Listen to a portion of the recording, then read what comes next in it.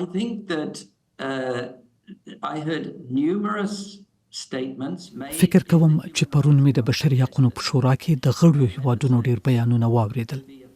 په ښکاره یې وویل د پایلې ته رسیدلی چې طالبان هیڅ نه دي بدل شوي. په 2019 2020 او 2020 کلونو کې طالبانو ته فرصت ورکړل شو چې شاید د خپل ځینو بیانونو او ژمنو پر بنسټ مختلف عمل وکړي. خو طالبانو هغه کسان ډیر نه هیله کړل چې فکر کاوه طالبان د 90 کلونو په پرتله بدل شوي دي.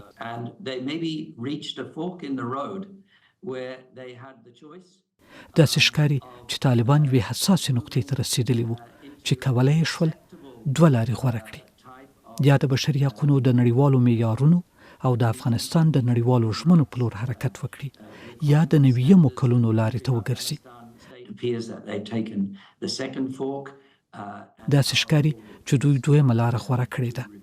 زموږ غوښتنه له طالبانو دا ده چې په دې پریکړه له سره غور وکړي او خپله لاره بدله کړي. د افغانانو په منځ کې چې تر ټولو مهم دي او د نړیوالې ټولنې په غړیو کې د طالبانو د چلند د بدلون لپاره ډېرې هیلې وي، خو اوس دا هیلې له منځه تللې دي.